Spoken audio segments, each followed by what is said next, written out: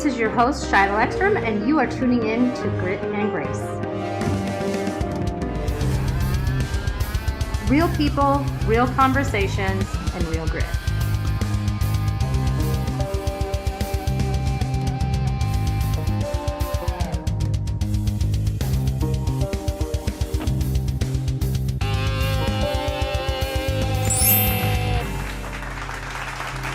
Life expert, mentor, and from zero to multi-millions. Today is going to be an awesome show. I am Shiloh Ekstrom in Duluth, Minnesota, where the weather is crazy, and this is Grit and Grace.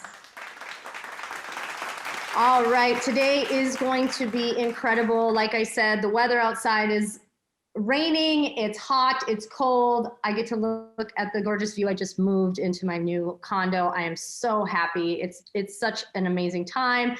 Anytime you have to move though, it is stressful, it is crazy, and I'm just ready to be here with all of you. So I have someone I've been following for a very long time, actually could call a business partner if you want, back in the day. But I have been following Ryan Blair for many years now and have watched this incredible journey and got to be a part of a business with him. And then all of a sudden watched this incredible transformation over the last few years as well. Like, again, we just keep getting better and better. You know, that's the name of the game, right?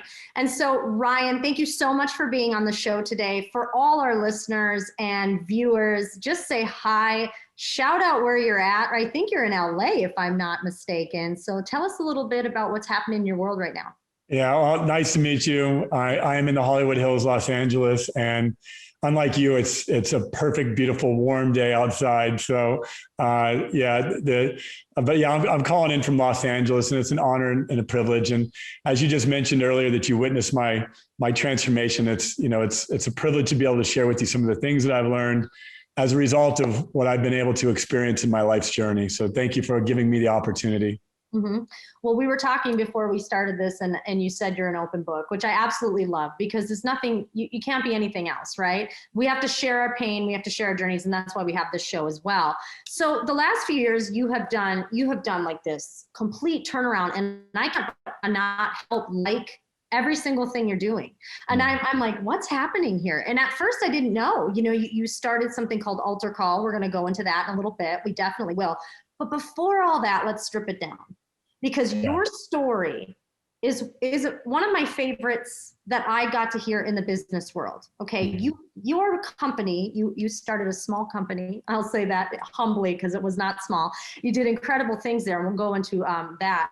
But you had an incredible story as a young man, and it was really the driving force of that momentum and why people wanted to be a part of Ryan, like why people wanted to join something you were doing. So for people who may not know you, the millennials and people who are a little bit younger than us, let's talk about it. What got your life kind of in this amazing, because you've written 2 books. I mean, we could read the bio all day. I mean, 2 books, New York Times bestseller.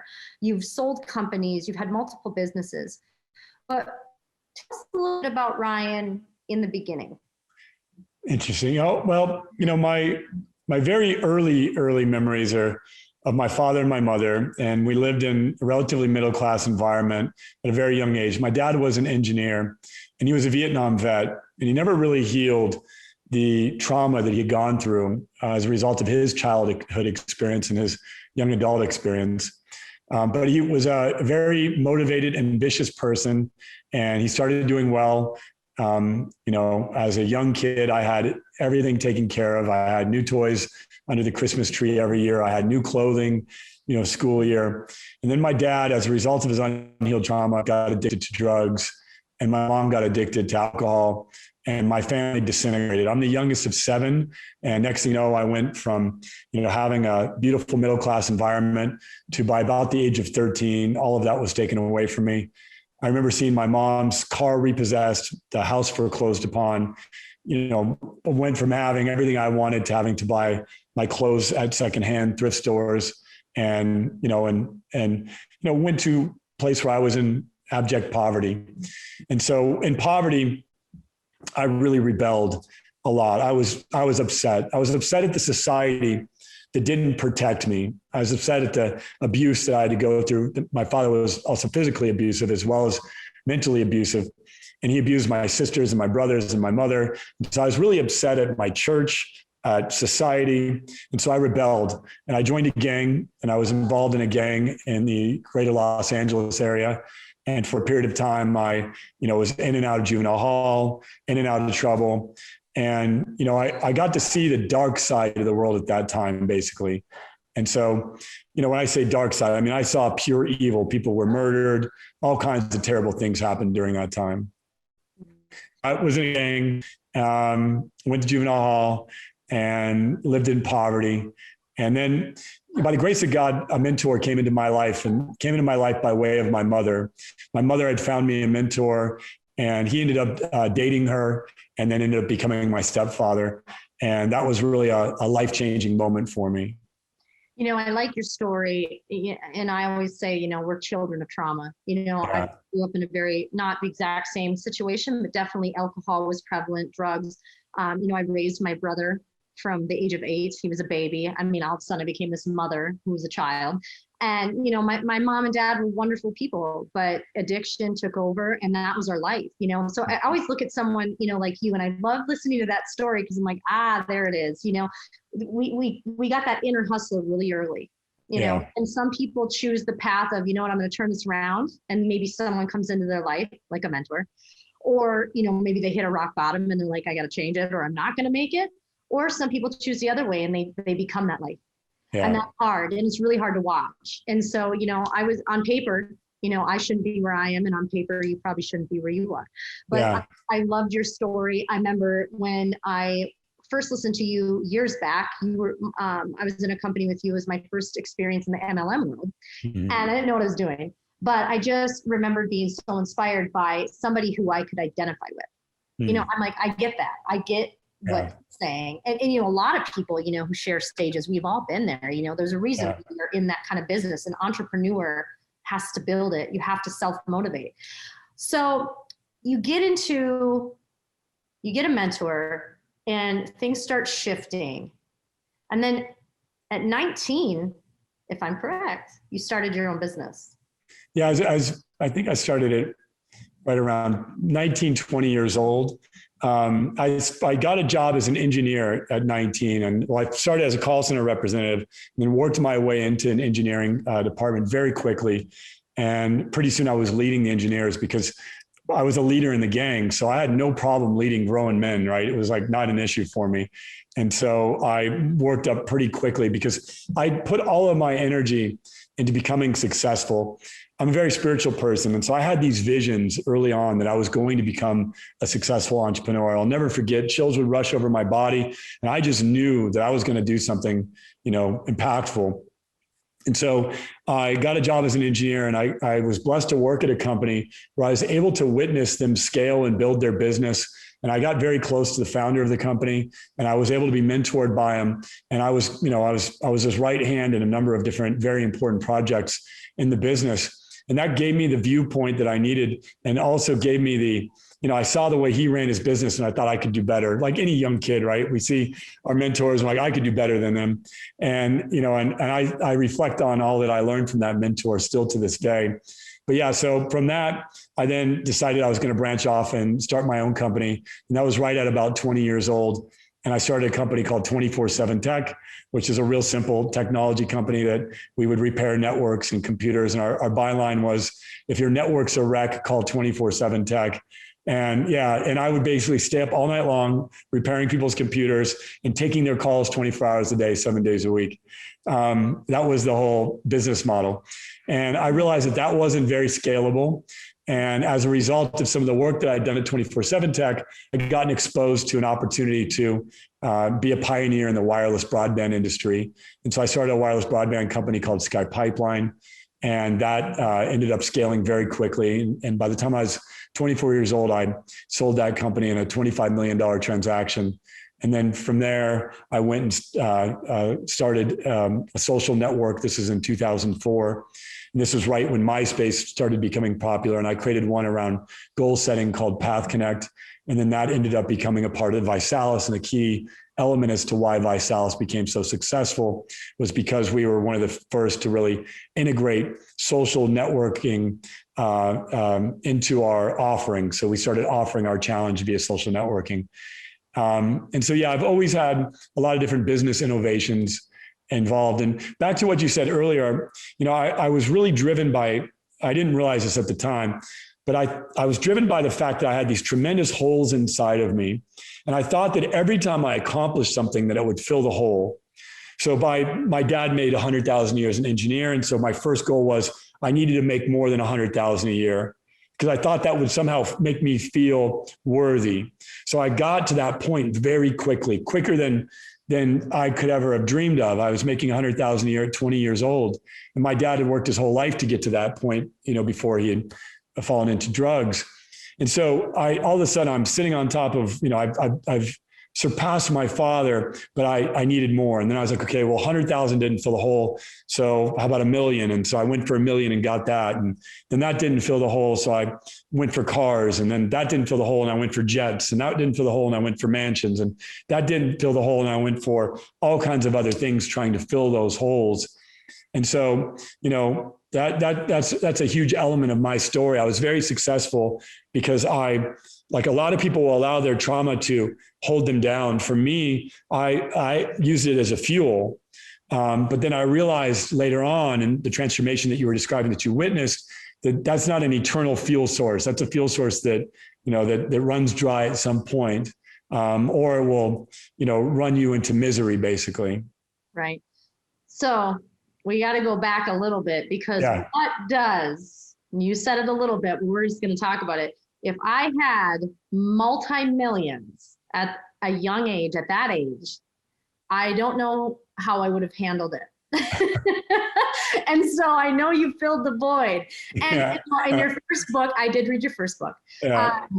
You did talk a lot about some of that. And it was at the time when I read that, I was like, good, someone's actually saying it. Like, let's be real. You get massive success. I always talk about Hollywood, so we can take it off you for a minute. But I'm like, if I would have been a celebrity at the ages of like 13 to 17, 18, oh my gosh, I would have been all over page 6, just a train wreck. Like, let's be real. I mean, I would, who knows how to handle that kind of money and success. And so there was probably some stumbling along the way, because there is. I talk to a lot of really successful men and women, and I love when they share their funny stories of what they used to do. And I'm like, oh my God, that's a whole other book, But when you talk about that, let's be real, somebody coming in, you were a young, highly successful, driven, thirsty, you just kept going, you had that drive, and you're making all this money. What things are you grateful that you kind of did? And what things were you like, ooh, that was a good lesson? I always say lessons because we learn. Yeah. Well, one thing that I've in evaluating myself, and it's like, I realized that I didn't have the same relationship with money that other people do, and that I've never really valued it. I've never seen it as this thing. Like I know it's very important. And there's been times where I've been light on money, and I've had to earn it, and I've had to force myself to take action to bring it into my life to be able to pay my bills and whatnot. So I'm not saying I was just born, like some people are born into it and they never value it. Like I was poor, I was in the middle class. Like I understand money and the importance of it. But like for me, you could call me insane, because like I just was like, if I could make $100,000 a year by the time I'm 20, and I did that in 1 year's time worth of hard, maybe 2 years of hard work to get to that point. Well, what would happen if I put in 4 years worth of hard work, or 8 years worth of hard work, or 16 years? And now I'm 23 years into it. And so my values around money are just different. Now I see it and I use it differently. Now at that time, I could make it so fast. And I've always had a gift of being able to generate revenue into my life, that I didn't care about how I spent it, because I could just make it so fast. And so I have a long list of $1 million mistakes. I have some $10 million mistakes. I have some $100 million mistakes. And, I could even say that some mistakes that I've made have cost several $100 million. And, and all of that, though, I look back at it and I smile, because I just wasn't ready to receive that level of money, and wasn't my vessel wasn't ready to hold on to that level of money. And so when I look back at like some of the investments I didn't make that I should have, that my friends made that, yielded hundreds of millions, and I said no, or I look at some of the investments I did make that, were basically big losses, I realized that, I just didn't have a strong foundation. So money has taught me a lot.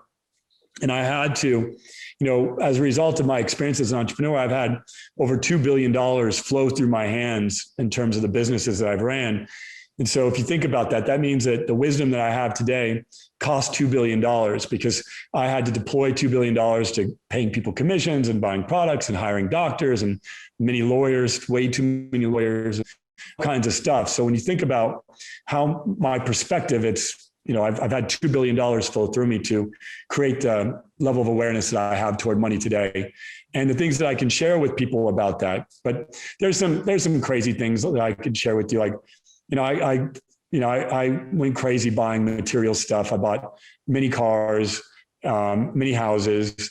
I had a wardrobe so filled with stuff that I would never wear, like $50,000 coats and things that's just ridiculous that, I still have some artifacts of those moments in my life, but I no longer value the material side of things because, I have a 12-year-old boy and I want to have him value things a little differently than, when you have a rich dad that throws money around, sometimes that creates a curse inside your children. Absolutely. So I pulled back a lot of that energy. Well, when I see you now, I see you in the t-shirts and everything. And that's good. If you want to be wealthy, you have, I can't remember the saying because I just saw it the other day and I was like, that's so true. People who are wealthy dress like they're not. And if people who dress like they're wealthy are poor. Like it's interesting. Like you're chasing it, like I got to show this, like I got to show that I'm this, but you're really not. It's like, no, you don't have to spend money to do that. You know what I mean? It's well, there's an issue called decision fatigue. When you're running a large business or you have lots of responsibilities, you want to reduce the amount of decisions that you have to make. And especially if you're not doing this, like you said, to impress other people. Because if your goal is to impress other people, then yes, you're going to be, dressing up to do that or buying, 50 watches or cars or whatever. My objective isn't to impress other people anymore. I lived a life for many years where I really cared deeply about the opinions of others. And, I realized that was a flawed strategy for living. And so, so I would say that if I had, a stylist that dressed me every day, I probably would not wear the same shirt every day, but since it's me styling myself, I wear the same shirt every day. It's easy. It's easy. And if you see me, this is like really good for today. Like if you see me normally, it's yoga pants. It's like there is nothing crazy. It's the same yoga pants. Like it's like black with like the same stuff. I keep it very simple. Because it is a lot of work. Yeah. The more when you're trying to put, like, I look at these people who they call it glam, they've got hair, they've got makeup, and they're doing all things. I'm like, how can you do that for 3 hours? Like I do, I got 10 minutes in there. I'm like, I love it. Yeah, it's an interesting, if you just think about the value system of the people, and that's one of the key things I'd love to share with your audience is we have to just evaluate the people that we're looking at. When you watch people on social media or you see their posts, like evaluate and ask yourself, what goes behind, how many decisions have to be made in order for that picture? And when somebody's bragging about their glam squads, like, what are they, why is that such an important thing to them? And for me, I came to the realization that the amount of money that I had spent, I could have saved many lives with. And so I made a decision, and it was really a deal I made with God, that I was going to, I was going to become a better steward of money, and that I was going to invest in things that made an impact. And the thing that I measure the most is how many lives could I potentially save through the financial investments that I make or through the charitable contributions that I make. And, when you're like, all right, $100,000 can save 100 people, right? Literally save their lives, give them the medicine and the food that they need to live. And if you don't provide that sustenance to them, likely die. And so then you look at, okay, I could spend $100,000 on another car or a private jet ride to Europe. It's like, I'm going to save 100 people and I can fly first class just fine to Europe if I want to, versus, fly private to Europe. Mm-hmm. I think it's incredible when you have, it's perspective. It's all about perspective. But the thing is that, being in business now, I've been an entrepreneur for 14 years. And it's very interesting that I used to use shame to drive me. I used to use all the things that I had to heal eventually. It was like the things that I had to eventually get to heal got me in the door. That driver, that, the shame, the trauma, the sadness, the fear, it'll drive you so far. But there comes a point in your life where you're like, I've got to heal this. And I've got to do this now if I want to get to where I really need to be. And that's that next level. And that's what I'm seeing in you. And I think that's so incredible because I did watch you. You were the rock star. You went from this rock and roll, this young guy owns companies, he sold. And then it was like, whoa, what just happened to Ryan? and it's so good. And I had a transformation like that, not as big, but I quit drinking last year. And I had to. Because I had alcoholic parents. I was going down the wrong road. I was stressed. I went through a lawsuit. It was horrible. And I wasn't dealing with anything. I was sweeping everything under the rug, and all the things that got me to where I needed to be were starting to eat at me. Yeah. Like now I have to fix this, because if I don't fix this, I have nothing. Yeah. I won't have anything. Yeah. So, when I dropped that and started healing and started to elevate, and I am closest to God I've ever been, even though I've always been close. It's just that next level to have that higher power and have him right there. Mm-hmm. It's like everything shifted. My business went to where I always wanted it to go. My opportunities soared. I'm happier. I'm healthier. I'm happy. Like I never used to say, I couldn't say that before. I'd be like, well, no, it was always, but I have to do this and then, I think we get a bug in us when we're business people. We're like, well, it's the next thing. What's the next thing? I wasn't even enjoying any success. Yeah. And I know that you've experienced that too. It's like, oh, another car. Great. What's the next one? Oh, a house. Cool. I already bought that, this house over here, and I have this. It like becomes it's not even fun. Yeah. Like, it's a thing. Well, you get to the point where you just realize that there's a few of us that have got to the point that you just described, where you realize that there's more pain every time you try to fill the hole and it doesn't get filled. See, most people never try to fill the hole. They just wallow in it. They dwell. They never actually try to fill that hole. And then those of us try to fill the hole with success. And the few people that actually do that and get to a place of success, and then they realize, and this is the sad realization, is like, it's a painful thing to realize that the hole is just getting worse. And this object just makes it worse. The next object just makes it worse. It becomes a very painful cycle. And there's, few of us that have tried to use success to fill the void in our lives and found that it didn't fill it. And when you get to that point, it's misery, because then you're like, what? Society told me that success was going to make me happy. The music videos that I watched growing up, the lifestyles of the rich and famous, the cribs, the covers of magazines, the keeping up with Kardashians, all of this stuff leads us to believe that once we have success, once we have money, for me, like it was private jet, once I had that, I would be happy. And I remember I was just in misery, even though I was, traveling in luxury or living a decadent lifestyle. I was in absolute misery. And so, but what you've just described, though, by quitting drinking and everything else, is God has always been close to you. You've always had this path and this transformational journey, and you had to make some choices and some decisions in order for you to get to your next level. And so by removing alcohol and some of the other changes that you've made, you just brought more light into your life. I too have quit drinking, and I've quit a lot of things. I don't even drink caffeine anymore. And I used to sell caffeine. So I used to sell a lot of it. But yeah, I quit anything and everything that I felt was going to, that was going to either prohibit my transformational journey or slow it down. And I started doing things that accelerate the transformational journey, like meditation, breath work. I pray with a group of people every single day, over 300 people. I do a lot of activities every day just to try to accelerate the transformational journey as well. Mm-hmm. I think that's incredible. I think it's incredible to, and when people can strip that away and find that inner peace, and you can describe it to people until they go through it. Like when you have that peace to know everything's going to be okay and you're supported, and sometimes I think everybody uses the material things support us. Oh, I've got this and this and this and this, I'll be okay. But it really is coming within. And that's what's incredible about it. And so let's talk about it. You sold ViSalus and you had written a book. And what got you to where you are now? What was the shifts that got you here, Altar Call?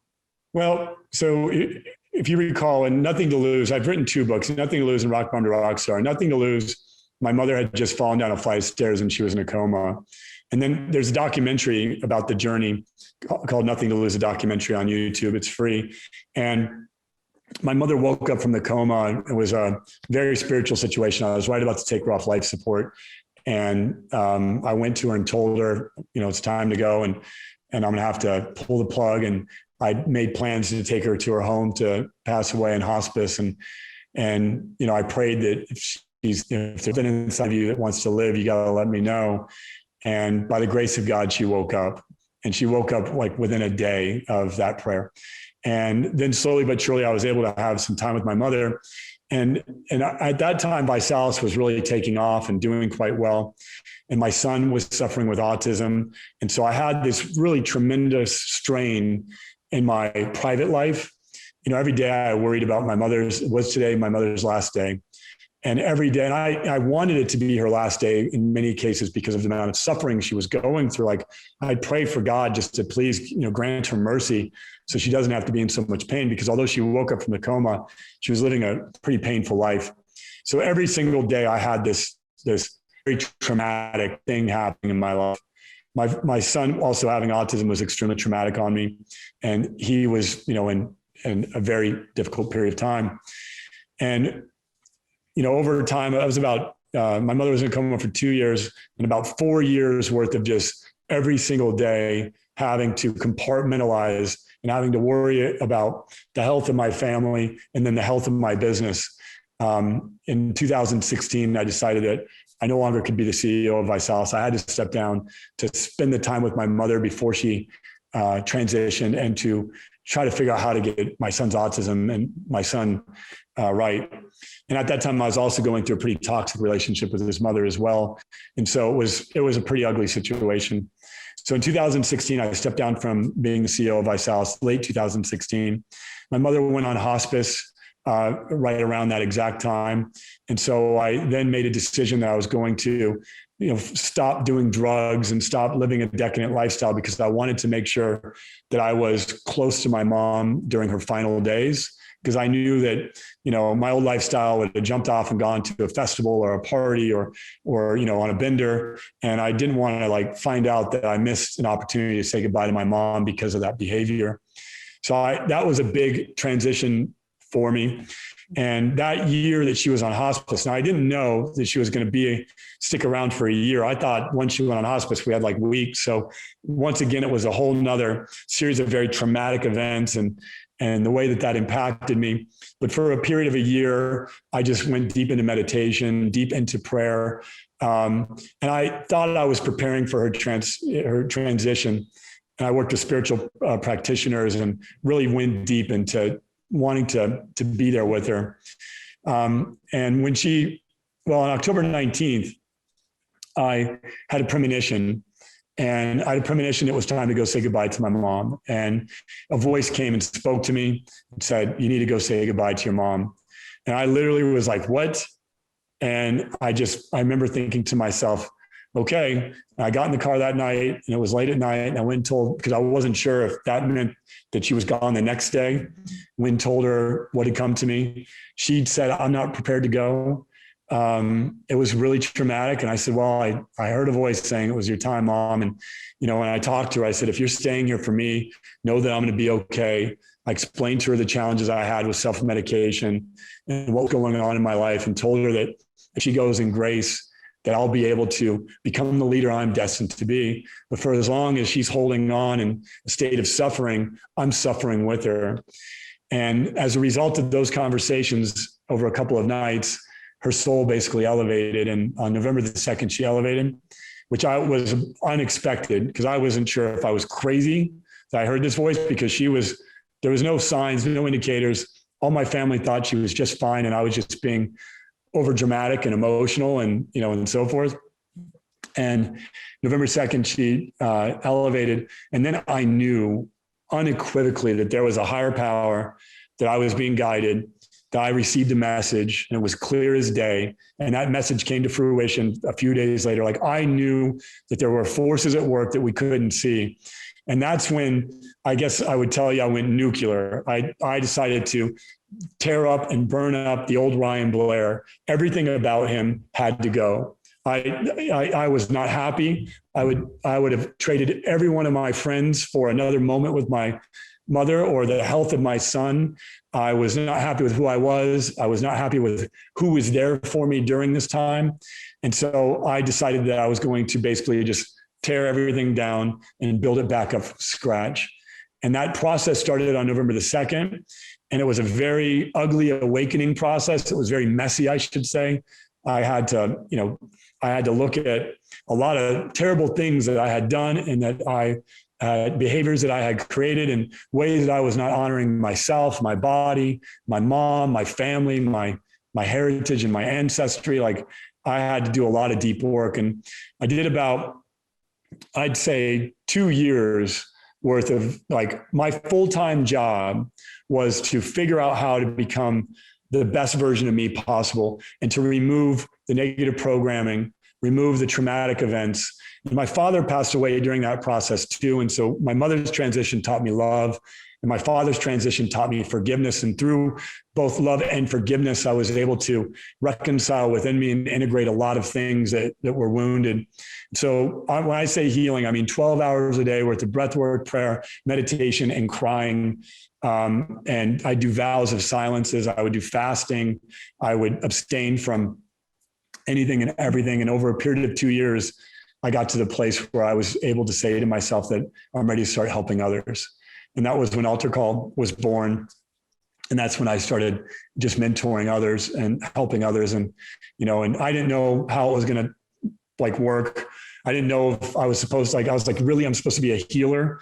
Like, I was the least healed person in the world. And God, you want me to be a healer? Like, I didn't even believe in healers, 2 minutes ago. And all of a sudden, a couple of years with the hard work, I'm now going to be a healer, I guess.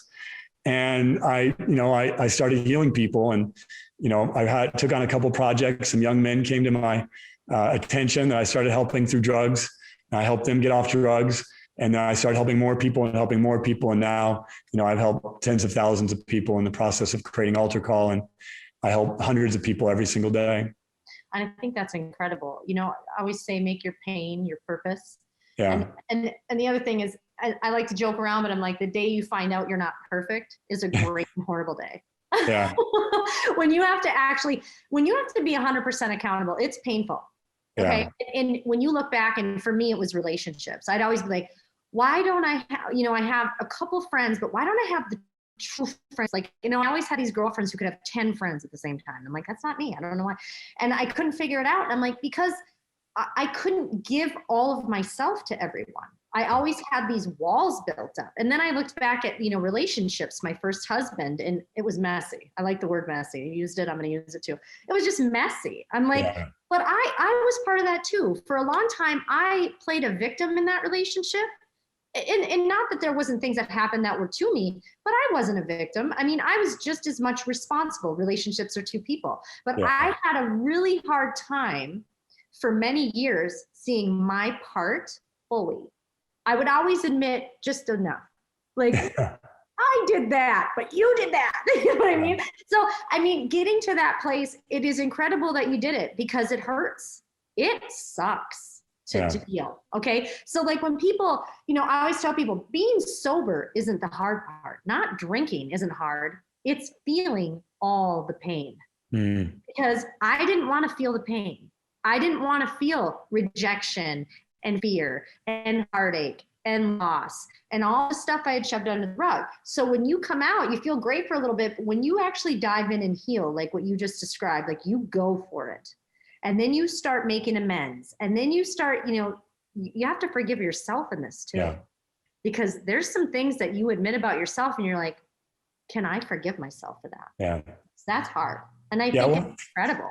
Forgiveness is multidimensional, and it's something that as your awareness and your consciousness grows, so do you have to then go back and forgive other things, because you'll start to make other pattern connections and you'll start to see other things. And, forgiveness is it's one of the most important instruments to healing. But like you said, forgiving yourself, that's a lot of the work. Forgiving others.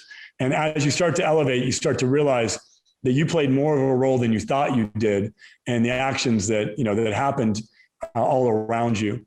And, but forgiveness is one of the most important aspects. That's one of the things that I teach. I have some people that I mentor and I teach them, and they've been severely traumatized. And it's, in some cases, they've been traumatized in ways that, I don't even want to describe, but we teach them how to find forgiveness through compassion and through their connection to their higher power. And when you really find forgiveness that way, and on the other side of forgiveness is really repentance. It's really coming from a place of like, I'm not going to do this again. I'm sorry. And making amends. And whether you're making amends with the person you perpetrated on, or you're making amends with God, it's making that amends in a way that, that you lay it all on the table. And when you do that, you start the process of transformation. And over a period of time, your awareness will change. And pretty soon you'll look back at the events that pained you, like to look at. You're like, I did that. I was that person. And you'll smile and you'll be completely integrated and whole. And you'll say, yeah, I was a complete jerk back then, and you'll have confidence in knowing you're not that person now. And it takes time, for those people that are going through the transformation. I always remind them, healing is painful. But the pain of not healing is far worse than the pain of healing. So you might as well embrace the pain of healing and really just try to seek it out as much as you can and do it as fast as you possibly can, because the pain of not healing, it manifests in so many different ways, and it plagues you in many more ways than one. I want your opinion on something. I'm going to go way off, kind of go to the side. Let's go. I'm in. Okay. So, as humans, we're supposed to feel. We weren't given feelings for nothing. We're supposed to cry. We're supposed to be happy. We're supposed to be sad. We're supposed to have fear. We're supposed to experience shame, but we can't live in shame. There's a difference. We do experience all the things. That's what we're here for.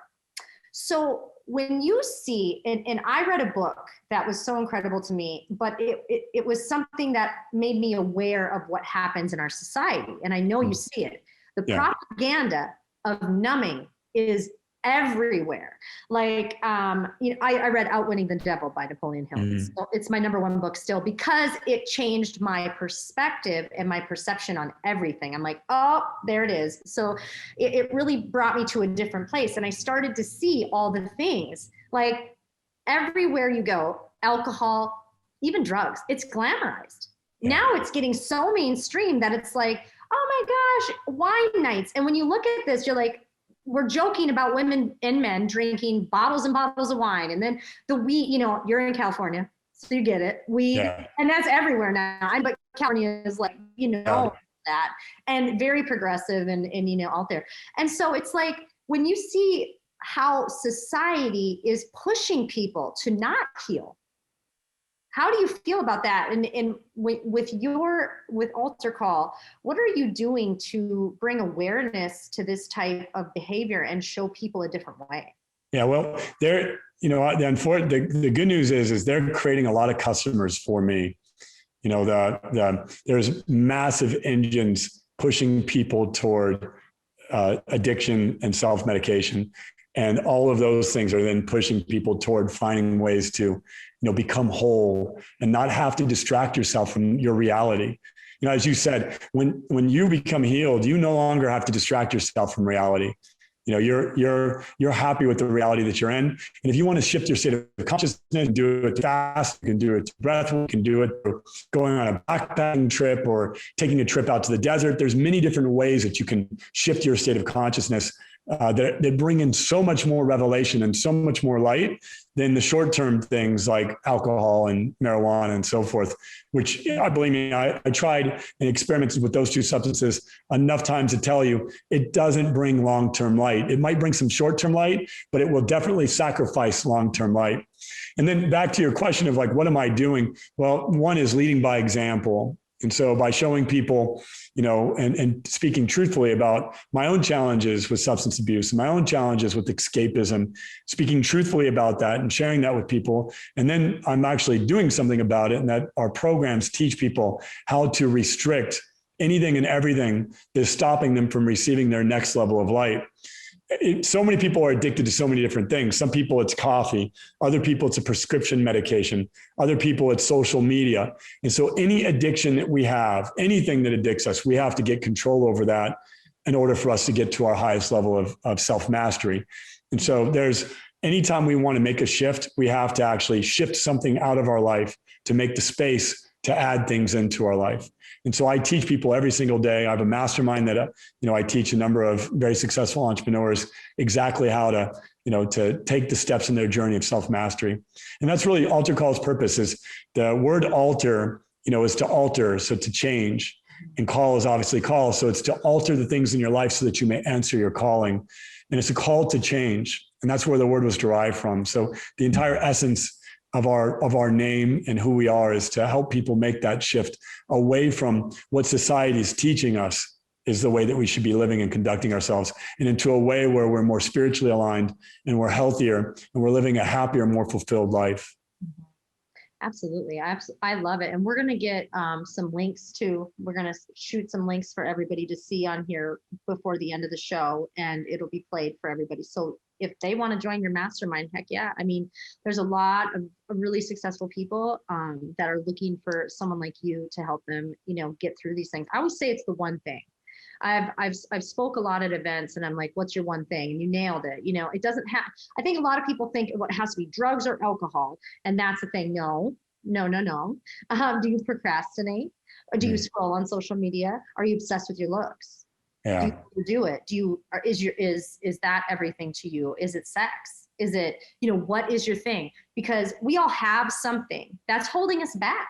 And, it could be as simple as that. We don't have to get super deep on it all the time, but it's like, you have to identify it first. And some people just, the accountability or the even acknowledging it's there, that's the first step. Like, identify that and you can start healing. But until they can see what that is, it's really challenging. The other big thing I'm seeing right now, and it's been going on for years, but the devil worshiping and this movement in celebrities and all these people, I'm like, they're saying it out loud now. They're just like wearing it. It's like, we always knew that they were into it, but it's really interesting. I mean, we've got, my kids listen, or they want to listen to like this, like Little Nas or whoever this guy who shows up on Saturday at 5, the ratings dropped.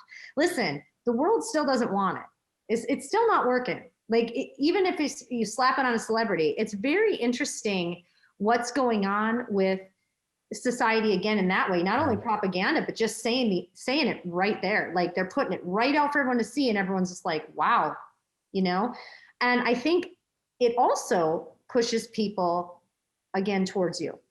Like, well, there's a war between the dark and the light. Oh, big time. And the dark has got, their people, as you mentioned, some celebrities coming out saying that this is their, their deity, and the light has got their people. And, I'm one of those people, you're one of those people. And there's a number of other people that are making the choice to actually spread the light. And there's a war out there. It's a cultural war. And, right now it feels in many cases like the dark is winning. And so that's why, God has called upon many of us to actually spread light and equipped many of us with, and I feel like my entire transformational journey has just been an equipping session. Like, I've been taught and trained every step of the way. And I see it, my team as well, that is now part of Altar Call, and the people that are part of the movement, I see them being equipped. And so I know that there's a massive preparation happening, and there's a massive war occurring, the dark versus the light.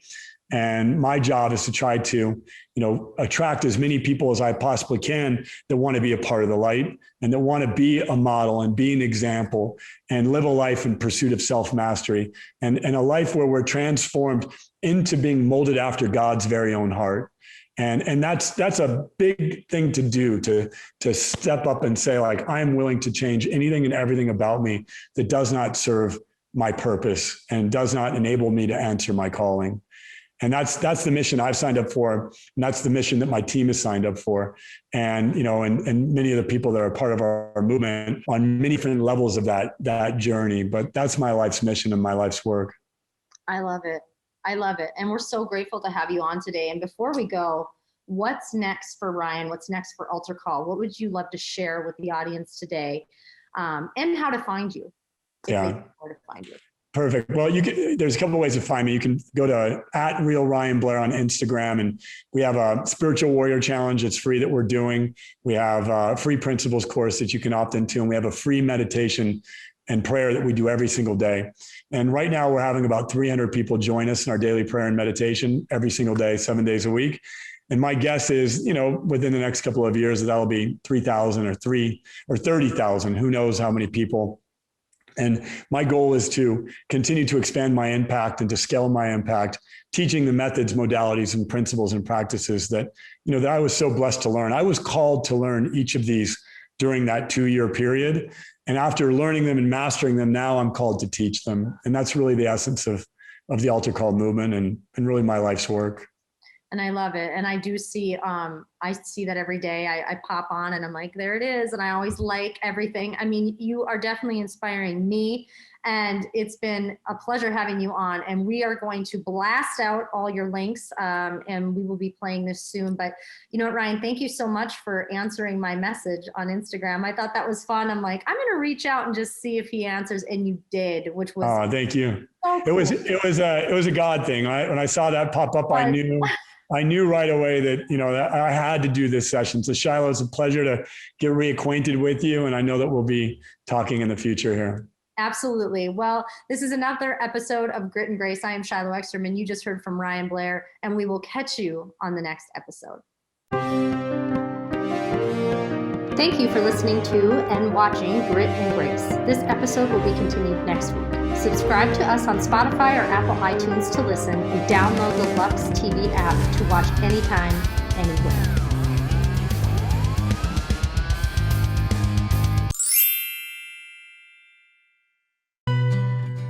Now, glutathione is a big word, but it's the body's own master antioxidant. So it's a scavenger for free radicals, for bacteria, and what's relevant now, viruses. This is new to the marketplace. There's no other product on the market that has the ingredient NACET. And basically NACET increases the production of that glutathione that is in our body already to strengthen and enhance our immune system and keep it strong. Elevated sense of well-being. Supports muscle strength and endurance. Cognitive function. Powerful liver support. Energy. Helps blood sugar regulation. Superior bioavailability of key ingredients.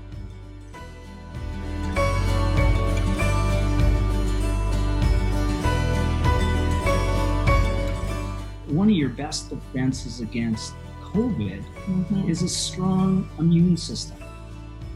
Taking GSH Plus as a daily supplement does all that. And now we have the product out on the marketplace.